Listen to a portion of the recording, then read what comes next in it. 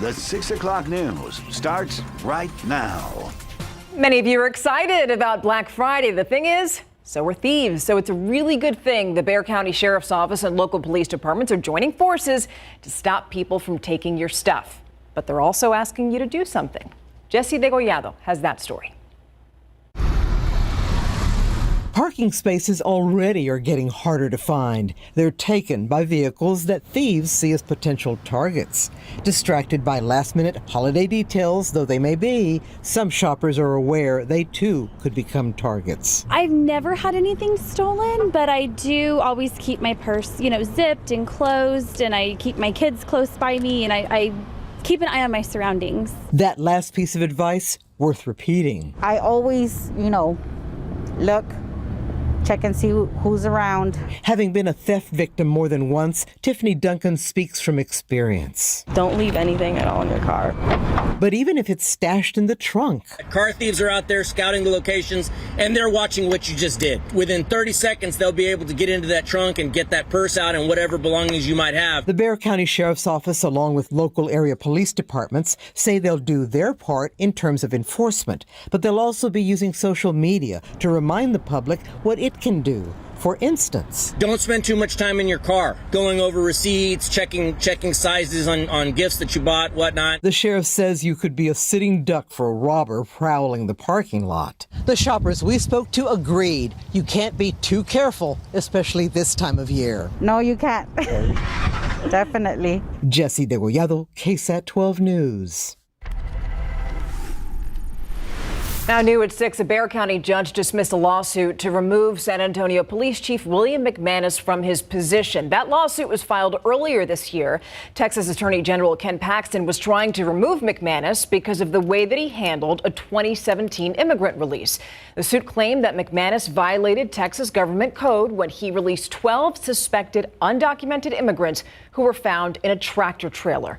Court records show that Judge Mary Lou Alvarez ruled that there was a lack of subject matter jurisdiction. Now, San Antonio police have identified 39-year-old Carlos Roberto Negron as the suspect in yesterday's shooting and standoff at a mobile home park on the city's west side. Negron is accused of pulling the trigger on 57-year-old James Franklin Reed just outside of his mobile home around 3 p.m. Tuesday and then barricading himself for about 6 hours. We brought this to you as breaking news. Witnesses claim that the two got into an argument, which then escalated. And after hearing the shots, witnesses told police that they rushed in. They tried to help the victim. That victim was rushed to the hospital where he later died. And neighbors say that mental health could have played a role in that shooting. Both of them had high tempers, and they were definitely tripolar. Cowboy? Well, a real decent guy, helpful, but he had a very short temper. Cowboy is the victim's nickname. Now, the standoff ended around 9 p.m. when SWAT officers broke through a door in Negron's home. Negron remains in custody, and he's charged with murder. We, the jury, find the defendant, Travis McMichael, guilty. We, the jury, find the defendant, Greg McMichael, guilty. We, the jury, find the defendant, William R. Bryan, guilty. Today, jurors convicted of the 3 men charged with the murder of Ahmaud Arbery. The jury, deliberated for about 6 hours before convicting Greg McMichael, his son Travis McMichael, and neighbor William Roddy Bryan. After the court was adjourned, Arbery's mother spoke with the people who were gathered outside of the courtroom in Brunswick, Georgia, and she thanked them for their support. I never thought this day would come, but God is good. Yes, he is. And I just want to tell everybody thank you for those who marched, those who prayed, most of all the ones who prayed. Those 3 men now face minimum sentences of life in prison, and now the judge is going to decide whether they're going to be allowed parole. Now here at home, a Bexar County grand jury indicted a San Antonio mother for child abuse. According to the district attorney's office, 30-year-old Lakendra Williams is being charged with 18 counts of assault causing serious bodily injury to a child. The indictment states that Williams would hit her children with her hands, feet, and a chain. It also says that she handcuffed her children to a bed. Now, assault to a child causing bodily injury is a first-degree felony. She could face 5 to 99 years or even life in prison. A man is recovering in the hospital after getting pulled under a train last night. Police say that it happened just before 11 near South Zarzamora on the city's west side. Officers say that the man was sitting on the tracks when he noticed that a train was coming. And once he did, police say that he tried to grab onto a handle, but instead got pulled right under. He was taken to University Hospital, where at last check, he was in critical condition. Switching gears now, it is go time, so you're either hitting the road or flying to see friends and family this Thanksgiving. Our Jonathan Cotto has a look at how things are going at the San Antonio International Airport. You're going to want to see this. Today, more than 3.9 million Texans will be expected to travel for Thanksgiving. That's according to the AAA, who says that figure is the highest single-year increase since 2005. This traveler says this will be her first time on a plane. An anticipated chaos at the airport ahead of the holiday. Esperaba yo largas filas y estar mucho tiempo de parada, ¿verdad? Esperar mucho tiempo y no es así. She says she expected to be standing in long lines and waiting for a long time, but that wasn't the case. As U.S. airlines and airports brace for very busy Thanksgiving travel here at San Antonio International Airport, travelers are happy to learn that all departing flights are on time. It feels great. I'm glad I came here earlier just to make sure I had a spot and a reassurance, but I'm glad that it's on time and I don't have to worry about not making it home this year. Jonathan Cotto, KSAT 12 News. So tomorrow's Thanksgiving, but the peak season for shipping packages, it's already here. UPS is seeing more air shipping traffic. It's going to get even busier, and that's why UPS's local air division manager recommends that you mail your gifts early to avoid any complications. So you're probably wondering, what about the supply chain crisis, right? Yeah, well, UPS says that as long as retailers have the items on hand, everything should be ready to go. So where we get our packages from are from the warehouses, from the distribution centers, and then we process those packages to the consumer, deliver them to end-to-end customers. So we really don't see much of that. It hasn't affected us whatsoever. All right, so you're probably wondering, how much time do I have left? Well, look at your screen right now, because UPS wants customers to check its website for estimates on specific pickup and delivery times. Now, if you want your gifts to arrive by Christmas, FedEx and the post office are giving you until December 15th for shipping, because after that, you'd have to do rush shipping, which we all know costs a lot more. As our kitchens start warming up for a holiday feast, your body may need to as well. So if you're trying to avoid any weight gain over Thanksgiving or Christmas, consider what you're eating and drinking. Ursula Pari explains how you can rev up your metabolism and burn more calories. Exercise, eating right, drinking enough water. There's no magic bullet when it comes to weight loss, especially around the holidays. I just hear about myths around certain foods that can burn fat or, do promise the world to you. While it's your total daily calorie intake that matters the most, some research shows that what you eat can slightly affect your metabolism. For instance, your body uses the most energy to break down proteins, so you'll burn more calories on a high-protein diet. This is called the thermic effect of food.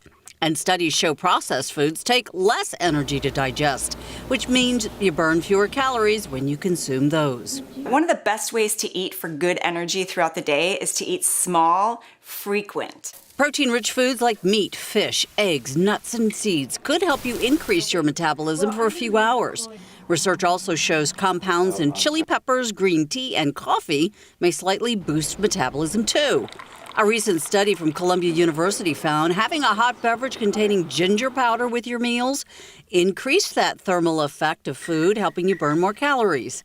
But remember, weight loss is a long-term plan, and that won't happen by just adding a certain food or two to your diet. One of the things that I recommend when you're trying to lose weight is the slower it comes off, the more likely it is to stay off. Even if you incorporate these particular foods, you're not likely to see results unless you also reduce your overall daily calorie count.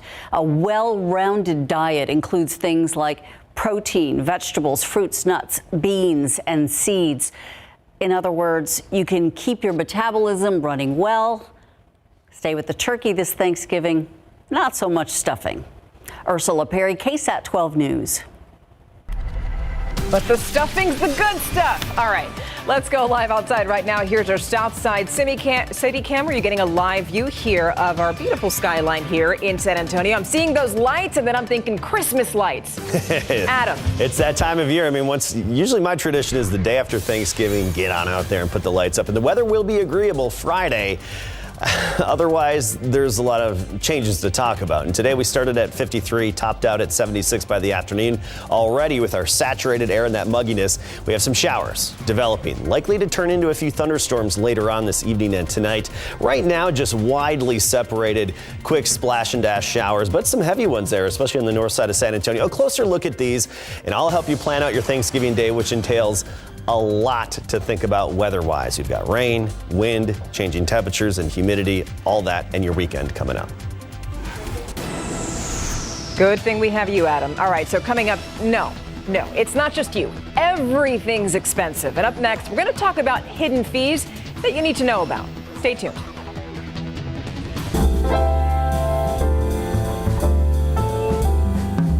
I'm Myra Arthur, and this year I am especially thankful for my health and the health of my family. Cannot take that for granted after these last 2 years or so. I'm thankful for my husband and my 2 healthy little boys who truly bring me joy every single day. And I'm thankful that I'm sitting here, that I'm talking to you, that I have this job. I'm thankful to be here every day, and I wish you a happy Thanksgiving. I hope you have lots to be thankful for this year.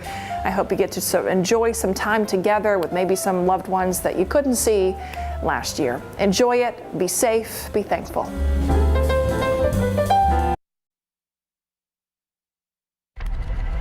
It's game time for small businesses as Christmas shoppers head on out. What a business consultant says you need to do to draw them in on the Night Beat. All right, so we know that you noticed this. Everything's getting more expensive. You've seen it, we've talked about it. But maybe you're wondering why exactly you're paying for more stuff. Fair question, right? KSAT editor Dominic Lawrence says that the answer lies in something called hidden fees. All these extra hidden fees they just slap on to keep the price nominally lower, but the total price is higher. He's talking about shadow inflation, basically hidden fees. Let's say you buy a cup of coffee, but you have to pay extra for sugar and cream. That's shadow inflation, because the price of coffee hasn't changed, but you will pay more with these additional fees. And these hidden fees are creeping up more and more each day, affecting both you and businesses. According to the Consumer Price Index, goods and services have gone up 6.6% since October of last year. Combine that with a shortage of workers and supply chain issues, and the inflation storm is getting stronger. And you, the consumer, paying more. The vendors that we get products from have added, 10% fee just across the board. Michael Davies and other business owners are feeling the pressure of these added costs. We waited as long as we could, but when it started getting kind of to a point where it was really affecting our bottom line, we had to make a decision to raise our prices. We've had to pay employees more. We've raised our starting wage by $2 an hour. So definitely increase in costs. The question is, how much more expensive will things get? So because these supply chain issues are important and they're not going away quickly. And also all this spending has not gone through all the economy yet. Unfortunately, as we get into the end of the year, the idea of prices not going up is looking less and less likely. However, Dr. McPherson says we may see some relief near the middle of next year. Dominic Lawrence, KSAT 12 News. Important information to know as a consumer, and thank you for that report, Dominic. All right, we're getting a live view right now from Sky 12. Here's a look at the HEB Plus on 1604 and Bandera. What you're looking at, lots of drivers there, people doing some last-minute shopping and all that good stuff. Our Adam Caskey joins us here now.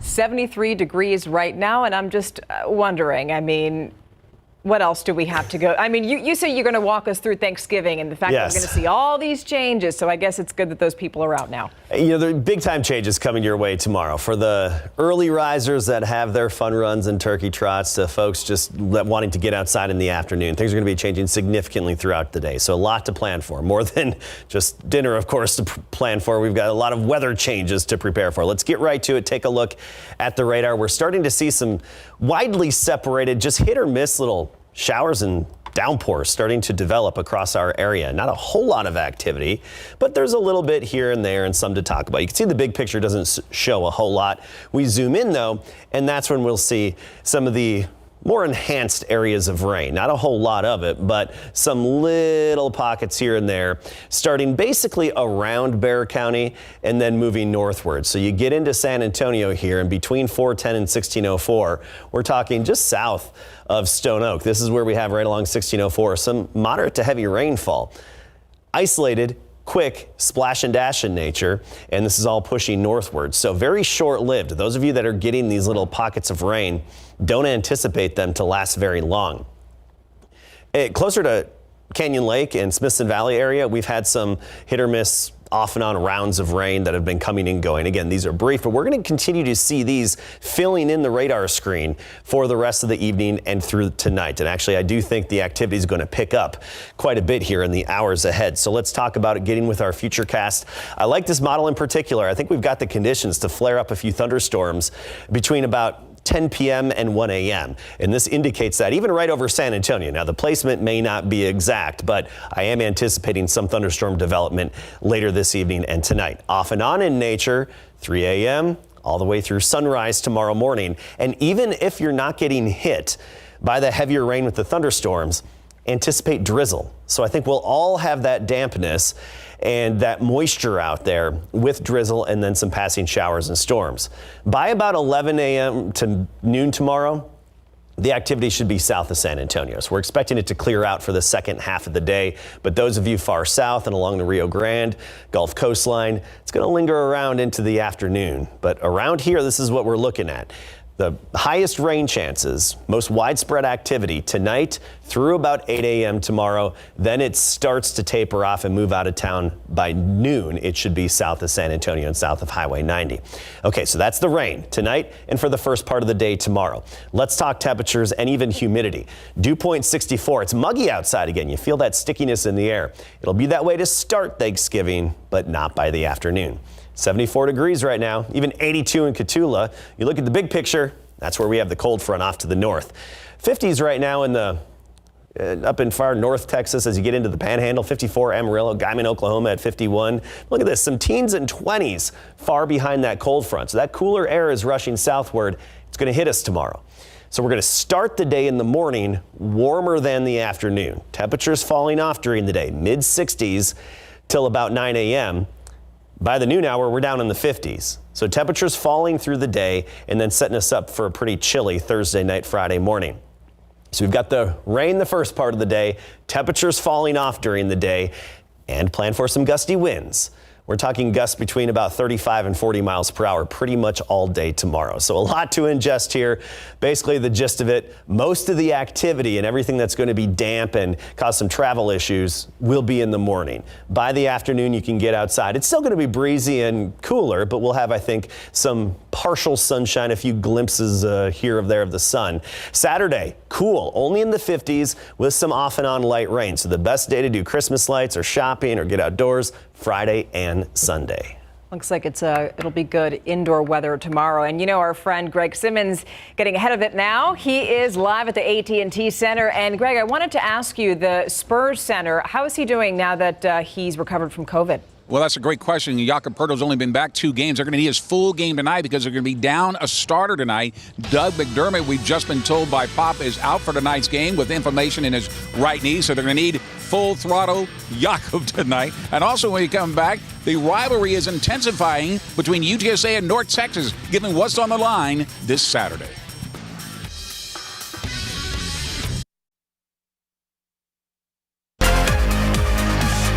Good evening, everybody, and welcome live to the AT&T Center, where tonight the Spurs play host to the Atlanta Hawks in Game 2 of their 4-game Thanksgiving holiday homestand. Now, the Spurs are coming off that narrow 115-111 defeat to the Phoenix Suns to kick off this homestand on Monday, extending their losing streak to 5 straight games, while the Hawks are in the middle of a 5-game win streak. That said, while the Hawks are almost unbeatable at home, they're just 1-8 on the road, something the Spurs are hoping to take advantage of tonight in order to snap out of their tailspin. For Jukebox, he's still working himself back after sitting out 7 games due to the NBA's COVID protocols. It's a matter of getting that rhythm back. I feel like I had to get my conditioning, but also I'm sitting at home for a week and a half. You're not shooting the basketball. It's tough to get back in the game rhythm, but it's feeling better with every minute I'm out there. All right, here's a matchup tonight. We'll have all the highlights for tonight on the Night Beat. Just one game left, just one regular season game left here for the UTSA Roadrunners when they travel to Denton to take on the Mean Green of North Texas this Saturday. The Roadrunners stand right now at 11-0, which is the most wins in program history, can finish 12-0 if they knock off North Texas Saturday at 1 in Denton. They've already clinched the Conference USA West Division title, which means they get to host the Conference USA Championship in the Alamo Dome on Friday, December the 3rd. But the Roadrunners' focus and practice this week has been nothing but finishing this season undefeated, while the Mean Green fight to become bowl eligible. It just adds to the rivalry. Man, it's a huge rivalry.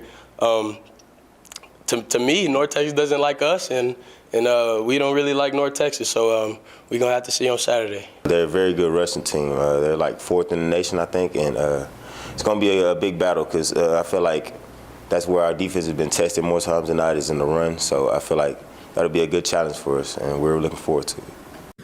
Meantime, the University of the Incarnate Cardinals are in the playoffs as the Southland Conference champions and will host Stephen F. Austin on Saturday at 2 in Gale and Tom Benson Stadium on campus to decide who moves on in the postseason and whose season is over. This will be the first playoff game to ever be hosted by the Cardinals after finishing the regular season 9-2, 7-1 in conference behind Southland Conference Coach of the Year Eric Morris and Offensive Player of the Year quarterback Cameron Ward.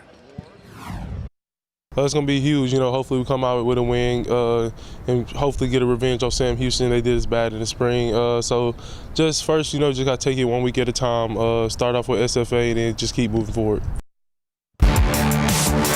Here we go. The Bernie Greyhounds are one of 11 San Antonio area teams that are left in the high school football playoffs this Thanksgiving holiday weekend. It's after they were able to run over Corpus Christi Miller last week 63-14 to push their way into the 4A Region 4 Division I semifinals against Austin Johnson. But the Austin Johnson Jaguars are undefeated at 12-0, coming off a win against Port Lavaca Calhoun and a 72-42 shootout. Now the two meet at high noon in the Dome Saturday. They're a really, really good team. I'm excited for this team.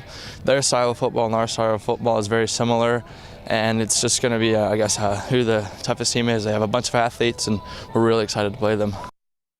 Good luck to all teams this coming weekend, and it's good to see my old broadcast partner here, Dominique Wilkins, the human highlight film, calling the games now for Atlanta. Live from the AT&T Center, Greg Simmons, KSAT 12 Sports. All right, good stuff, Greg. Thank you so much, and we'll be right back after this.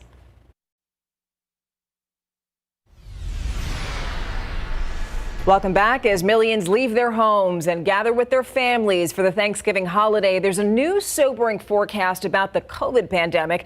The CDC is predicting that by mid-December, which is in just over 3 weeks, thousands more Americans are going to die from the virus. ABC's Faith Abube has the story. Tonight, an urgent push to vaccinate more children as COVID infections among the youngest Americans jump exponentially. Just a little pinch and it'll be over quickly, okay? Since late October, new COVID cases have increased more than 40% among children. Last week alone, nearly 142,000 tested positive for the virus. Kids are not as severely affected as adults, but they, certainly can and do get hospitalized. The rise in COVID infections is affecting more than just children. Nationwide, on average, the U.S. is recording more than 93,000 new COVID cases every single day.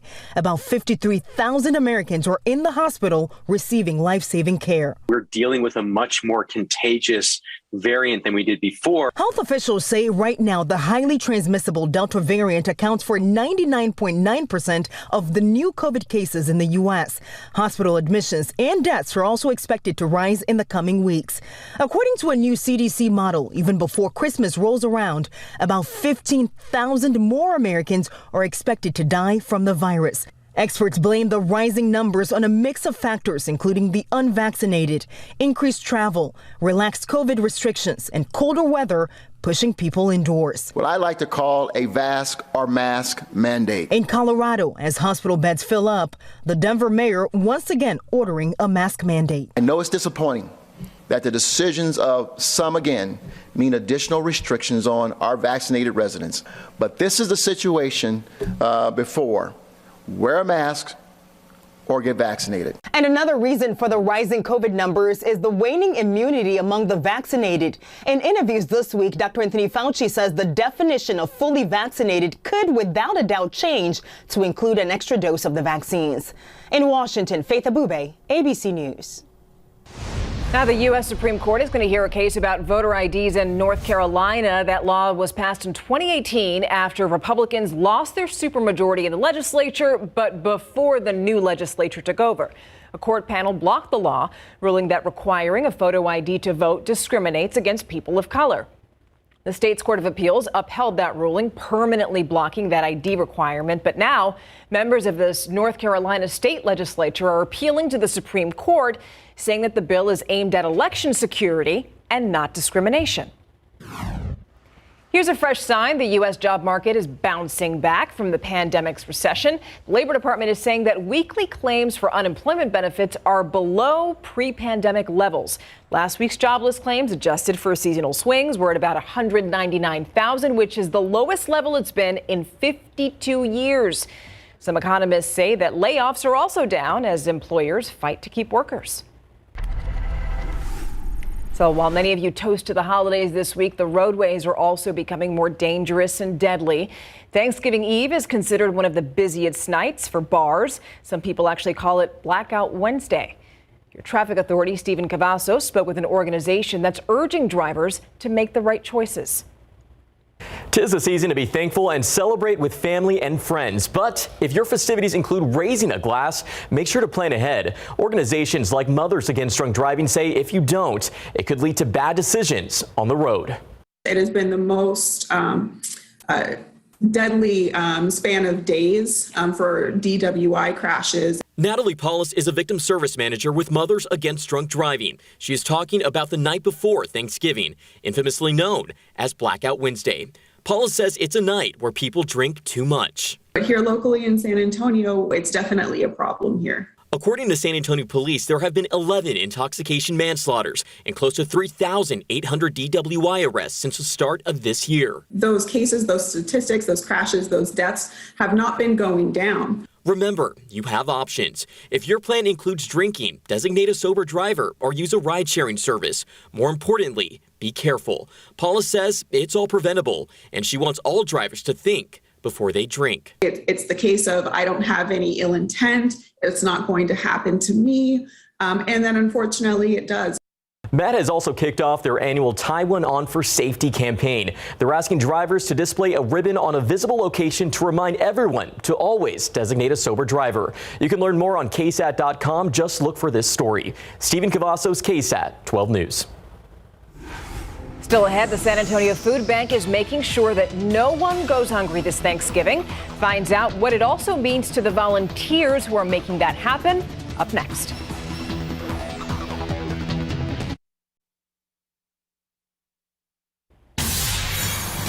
The San Antonio Food Bank is providing Thanksgiving meals for those in need. Staff and volunteers started prepping meals this morning for people at Haven for Hope and other facilities. Tiffany Huertas has more on what this means to those who are working behind the scenes for this Thanksgiving operation. We all feel very blessed to be a part of it. Very blessed. Haven for Hope's kitchen has been busy. San Antonio Food Bank staff and volunteers are making Thanksgiving meals for shelter residents. 280 turkeys were cooked from this kitchen thanks to USAA. They really wanted to make sure anyone in a shelter gets a Thanksgiving meal. Shelter residents here at Haven for Hope will eat this Thanksgiving turkey, mashed potatoes, gravy, and other side dishes, all made with a lot of love. When you think of Thanksgiving, it's more than just the meal, it's the memories, and we want people to have a happy Thanksgiving. Cooper says it's not too late to volunteer. If you've got some time through the holiday season and want to get your family involved, your kids, just go to our website, register. You can work in any of the kitchens, the warehouse, our farm, garden, or help us at a distribution. This food will help feed about 1,500 Haven for Hope residents, and meals will also go to other shelters. Just seeing their faces, it makes it all worth it. Tiffany Huertas, KSAT 12 News. We also want to remind you there's still time to donate a new pair of shoes to the Share the Shoes drive. So far, people have donated about 400 pairs, but there's an endless amount of children who need them. Now, you can drop off a new pair of shoes to any San Antonio Police Station substation, and we're looking for shoes of all sizes for toddlers to teenagers, and all of those shoes that are donated are going to benefit the local nonprofit Good Samaritan Community Services next month, just in time for the holidays. And by the way, we're taking donations through next Tuesday. 6:39. Let's take it outside right now. Getting a live look here at 410. Traffic not too bad on Thanksgiving Eve. 73 degrees right now. Here's Adam Caskey to walk you through your holiday.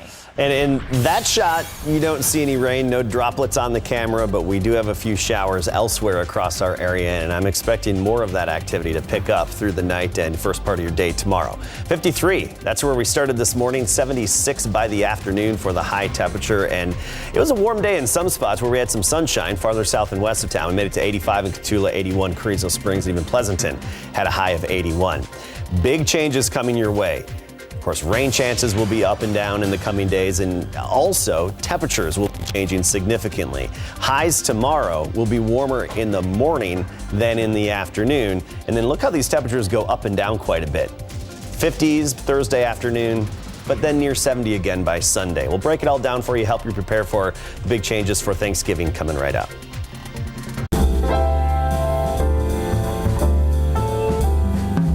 I'm Steve Spriester. I'm most thankful for family and friends as we head into this holiday season, especially after all that we've been through with the pandemic. They're the people that I've leaned on, family, friends, co-workers here at KSAT.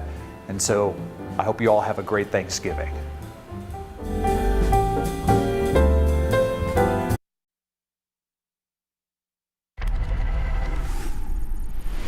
All right, so take a really good look at your cabinet. Maybe you've noticed that Ocean Spray cranberry sauce labels are actually upside down.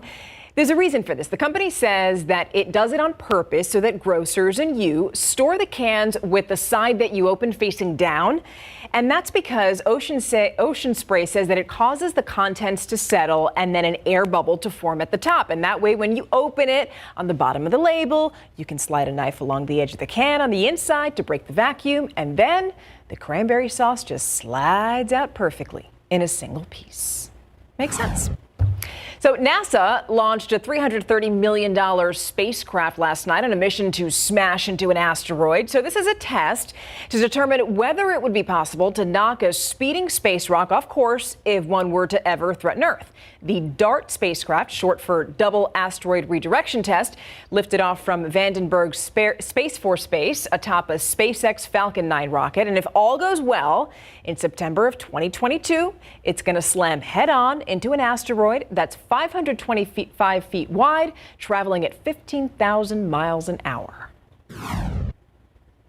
Researchers with Monterey Bay Aquarium Research Institute say that they've discovered a Columbian mammoth tusk in the deep waters off of California's coast. Now, scientists think that it's more than 100,000 years old. It's over 3 feet long, and it was found 185 miles offshore and 10,000 feet underwater. The researchers say that mammoth remains from continental North America are pretty rare, which is why they're so interested in this. And they're planning to use the tusk's DNA to refine what they know about mammoths in that part of the world. All right, it is time to sing praises about a device that helps bring music into our lives. Adam Caskey's a huge fan of this. Today is National Jukebox Day. They've been a mainstay at bars and restaurants for decades, but the jukebox has actually been around for more than a century, and it made its debut in 1889 when Louis Glass and William S. Arnold came up with the nickel-in-the-slot phonograph. The jukebox has advanced over time, and there's actually a chance that you'll see one when you visit a local bar.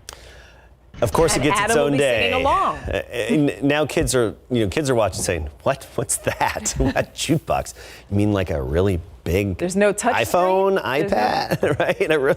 A big clunky iPad." Or we have some big changes to talk about weather-wise. I mean, you have enough to plan for and prepare for tomorrow, and you're going to be dodging raindrops, wind gusts, and changing temperatures. You'll need a jacket for part of the day.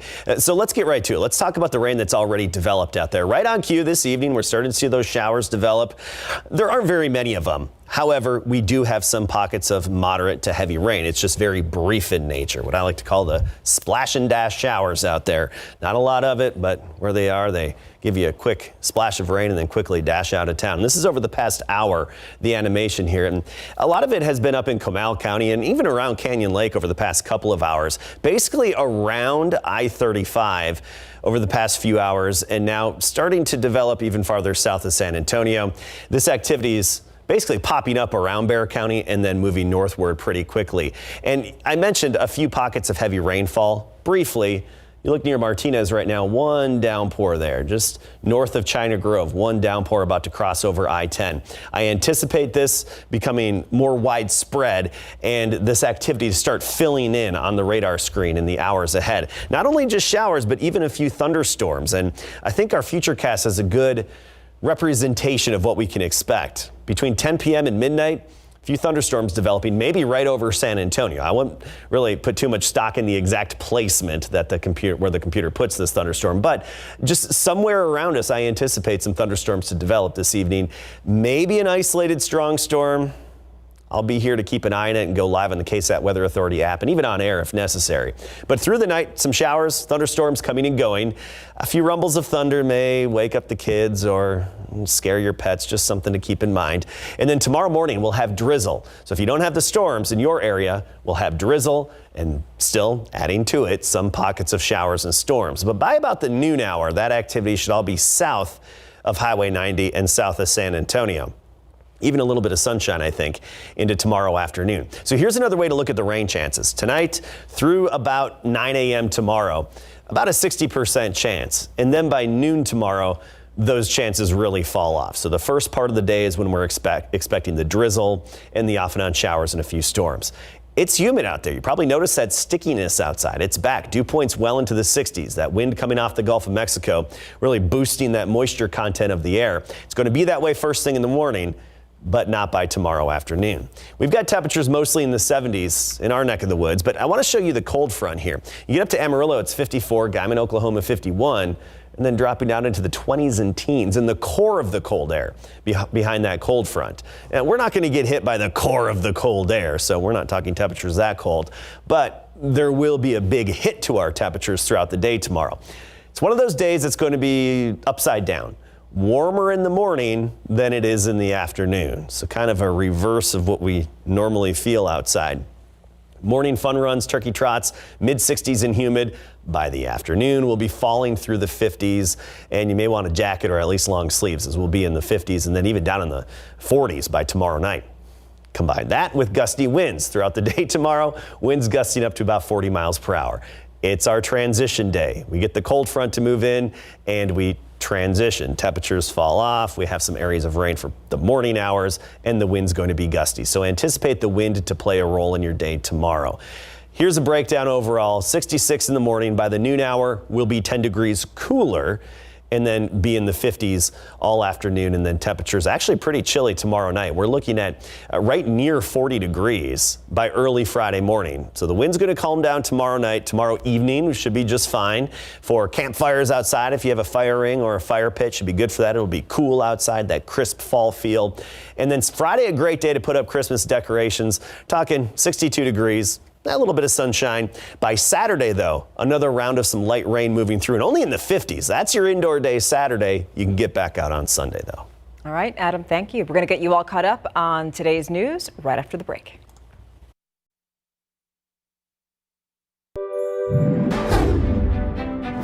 It's Wednesday, November 24th. Police responded to the 1100 block of Southeast Military and Roosevelt, an intersection on the city's south side at 2:35 this morning.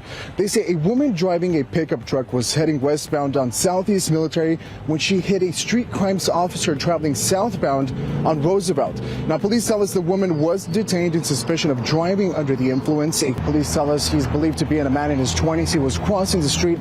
This all happening on the 100 block of General McMullen Drive and West Commerce. Now, they say a woman driving an SUV hit the man.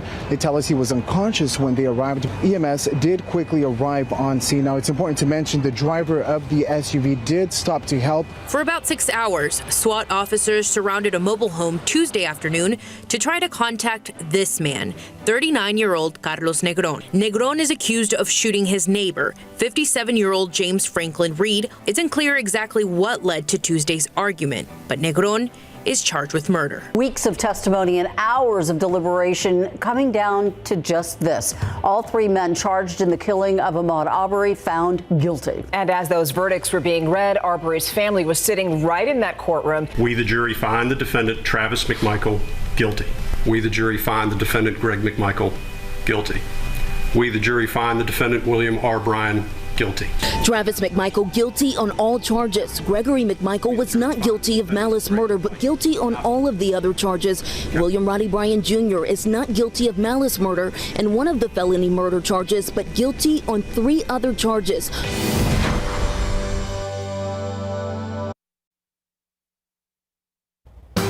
We absolutely loved having you with us this evening. Have an awesome night and a very happy Thanksgiving. We'll see you at 10.